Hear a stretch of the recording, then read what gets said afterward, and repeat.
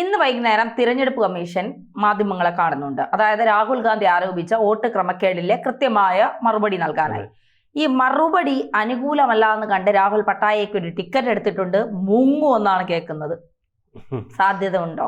മുങ്ങാനുള്ള സാധ്യതയുണ്ട്. അങ്ങനെ പറയാൻ കാരണം എന്ന് പറഞ്ഞാൽ തെരഞ്ഞെടുപ്പ് കമ്മീഷൻ ഈ കഴിഞ്ഞ 3 ദിവസങ്ങൾ അല്ലെങ്കിൽ ഈ ആരോപണം ഉന്നയിച്ചിട്ട് ഒരാഴ്ചയായെന്ന് തോന്നുന്നു, ബോംബ് പൊട്ടിച്ചിട്ട്. അപ്പോൾ അത് കഴിഞ്ഞ് ഈ ഒരാഴ്ച തെരഞ്ഞെടുപ്പ് കമ്മീഷൻ സൈലന്റ് ആയിരുന്നു. അപ്പം സൈലന്റ് ആയിട്ടിരിക്കുന്നത് എന്താ? മറുപടി പറ. BJP ആയിരുന്നല്ലോ പല ആരോപണങ്ങളുമായിട്ട് വന്നു. സോണിയാഗാന്ധിയുടെ വോട്ടിനെ പറ്റിയൊക്കെ ആരോപണങ്ങൾ കൊണ്ടുവന്നത് BJP ആയിരുന്നു.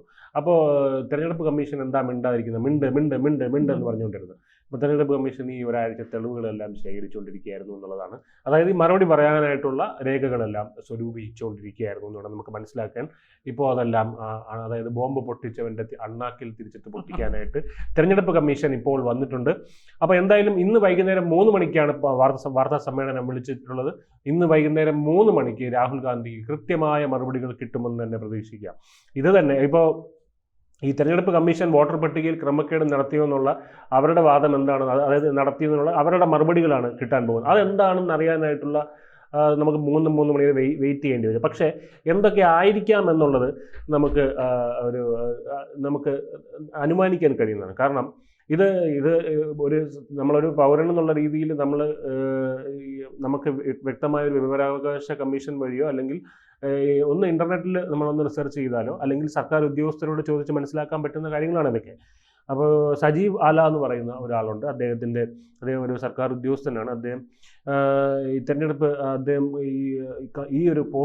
ഒരു പോസ്റ്റ് ഇട്ടിട്ടുണ്ട്. ആ പോസ്റ്റിന്റെ വിശദാംശങ്ങളിലേക്ക് നമുക്ക് കടക്കാം. അത് തന്നെ ആയിരിക്കാം ഒട്ടുമിക്കവാറും തെരഞ്ഞെടുപ്പ് കമ്മീഷന്റെ മറുപടി. തെരഞ്ഞെടുപ്പ് കമ്മീഷൻ വോട്ടർ പട്ടികയിൽ ക്രമക്കേട് നടത്തിയോ? ഇല്ല എന്ന് തന്നെയാണ് ഉത്തരം. പിന്നെ ആരാണ് കൃത്രിമം കാണിക്കുന്നത്?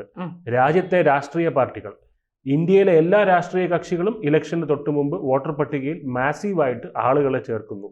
BJP, Congress, CPM, Trinamool Congress, DMK തുടങ്ങിയ എല്ലാ പാർട്ടികളും അവരുടെ ശക്തി കേന്ദ്രങ്ങളിൽ ദശകങ്ങളായി ഈ പരിപാടി നടത്തി വരുന്നുണ്ട്.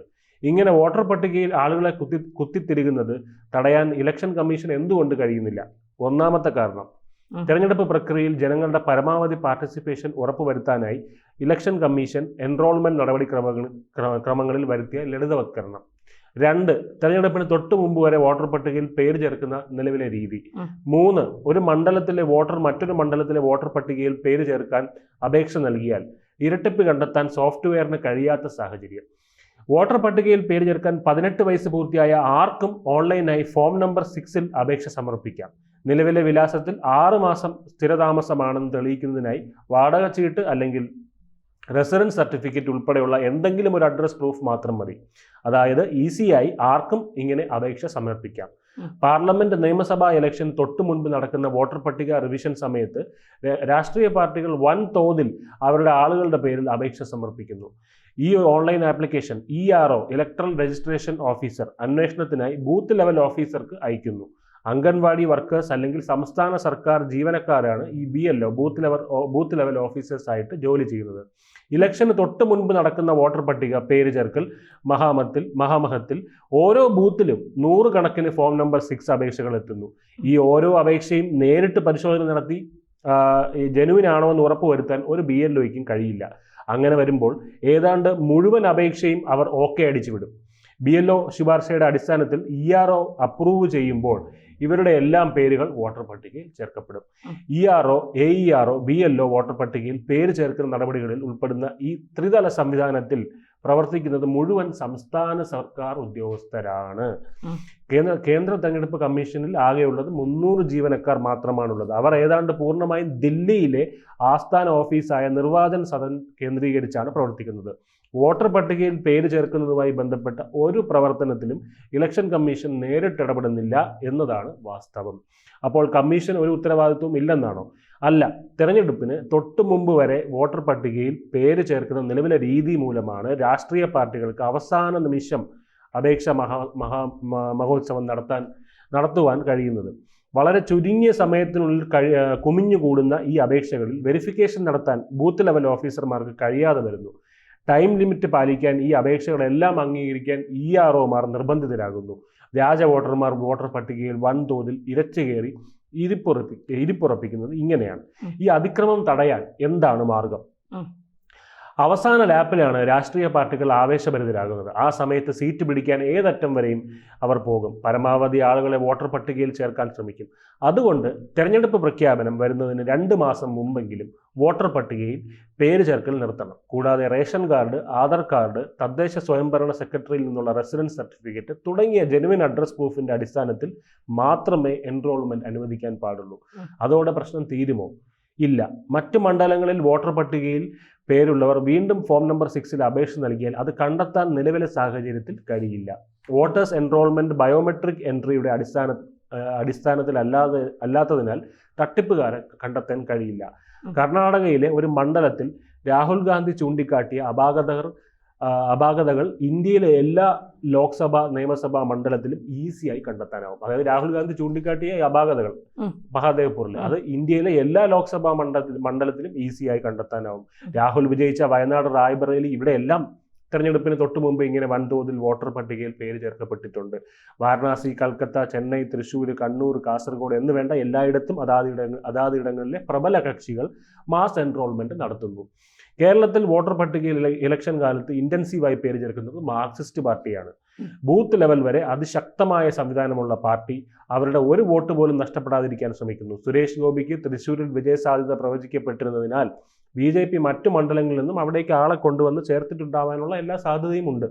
തൃണമൂൽ കോൺഗ്രസ് ഗുണ്ടായിസം നിലനിൽക്കുന്ന ബംഗാളിലെ വോട്ടർ പട്ടികയുടെ അവസ്ഥയൊക്കെ ആർക്കും ഊഹിക്കാവുന്നതേ ഉള്ളൂ. അവസാന നിമിഷം പോലും വോട്ടർ പട്ടികയിൽ പേര് ചേർക്കാൻ തീവ്ര ശ്രമം നടത്താത്ത ഒരേ ഒരു മേജർ പൊളിറ്റിക്കൽ പാർട്ടി കോൺഗ്രസ് മാത്രമായിരിക്കും.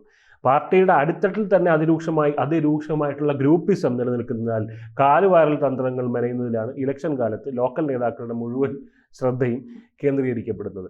രാഹുൽ ഗാന്ധി ആരോപണം ഉന്നയിച്ച മണ്ഡലത്തിൽ സിദ്ധരാമയ്യയുടെ കീഴിലുള്ള സംസ്ഥാന സർക്കാർ ഉദ്യോഗസ്ഥരാണ് വോട്ടർ പട്ടികയിൽ പേര് ചേർക്കുന്നതും വോട്ടിംഗ് മെഷീൻ സെറ്റ് ചെയ്യുന്നതും കൗണ്ടിംഗ് നടത്തുന്നതുമെല്ലാം. ഇലക്ഷൻ ഒബ്സർവറുമായി അന്യ സംസ്ഥാനങ്ങളിൽ നിന്ന് വരുന്ന മുതിർന്ന IAS ഉദ്യോഗസ്ഥർ മാത്രമാണ് തെരഞ്ഞെടുപ്പ് പ്രക്രിയയിൽ നേരിട്ട് പങ്കെടുക്കുന്ന ഇലക്ഷൻ കമ്മീഷൻ പ്രതിനിധി. കരട് വോട്ടർ പട്ടികയുടെ പകർപ്പ് എല്ലാ അംഗീകൃത പൊളിറ്റിക്കൽ പാർട്ടികൾക്കും സൗജന്യമായി ലഭിക്കും. പക്ഷേ ഈ പട്ടിക കൈപ്പറ്റാനോ പരിശോധിക്കാനോ പോലും മിക്ക രാഷ്ട്രീയ കക്ഷികളും താല്പര്യം കാണിക്കാറില്ല. കൂടാതെ എല്ലാ ബൂത്തിലും രാഷ്ട്രീയ പാർട്ടികളുടെ ബൂത്ത് ലെവൽ ഏജന്റിനെ തെരഞ്ഞെടുപ്പ് കമ്മീഷൻ നിയമിച്ചിട്ടുണ്ട്. ഏറ്റവും താഴെത്തട്ടിലുള്ള പാർട്ടി വർക്കർമാരായ ഈ ബൂത്ത് ലെവൽ ഏജന്റുമാർക്ക് ഈസിയായി കരട് വോട്ടർ പട്ടികയിലെ ക്രമക്കേട് ചൂണ്ടിക്കാട്ടി അപ്പീൽ നൽകാനാവും. പക്ഷേ തെരഞ്ഞെടുപ്പ് തോറ്റതിന് ശേഷം മാത്രമാണ് വിലാപവും പൊട്ടിത്തെറിയും വെടിവെപ്പും പുകയും ഒക്കെ ഉണ്ടാവുന്നത്. കാരണം വോട്ടർ പട്ടികയിൽ സ്വന്തം കൂട്ടരെ തിരികെ കയറ്റുന്നതിൽ പരസ്പരം മത്സരിക്കുന്ന പാർട്ടികൾക്ക് ജനം തിരസ്കരിച്ചു കഴിയുമ്പോഴാണ് തങ്ങളെക്കാൾ കൂടുതൽ പേരെ കൂട്ടിച്ചേർത്തവർക്കെതിരെയും കമ്മീഷനെതിരെയും കണ്ടക്ഷോഭം നടത്താൻ തോന്നുന്നത്. വോട്ടർ പട്ടികയിൽ പേര് ചേർക്കുന്നതിനുള്ള നടപടിക്രമങ്ങൾ കർശനമാക്കിയാൽ ക്രമക്കേടുകൾ ഒരു പരിധിവരെ തടയാനാകും. ബയോമെട്രിക് എൻറോൾമെന്റ് വഴി ഇരട്ടിപ്പൊഴിവാക്കാം. പക്ഷേ തിരഞ്ഞെടുപ്പിനോടും രാഷ്ട്രീയ പാർട്ടികളോടും പൊതുജനങ്ങൾക്ക് താല്പര്യം കുറഞ്ഞു വരുന്ന ഇപ്പോഴത്തെ സാഹചര്യത്തിൽ പേര് ചേർക്കൽ സ്ട്രിക്റ്റ് ആക്കിയാൽ വോട്ടർമാരുടെ എണ്ണം കുത്തനെ കുറഞ്ഞേക്കാം. ഇലക്ഷന് തൊട്ടു മുമ്പുള്ള മാസീവ് എൻറോൾമെന്റ് നിർത്തലാക്കിയാൽ വോട്ടർ പട്ടിക ഒരുവിധം ശുദ്ധമാകും. വളരെ ചെറിയ ഭൂരിപക്ഷത്തിൽ സ്ഥാനാർത്ഥികൾ വിജയിക്കുന്ന മണ്ഡലങ്ങളിൽ മാത്രമാണ് അനധികൃതമായി ചേർക്കപ്പെടുന്ന വോട്ടർമാർ വിധി നിർണ്ണയിക്കുന്നവരായി മാറുന്നത്.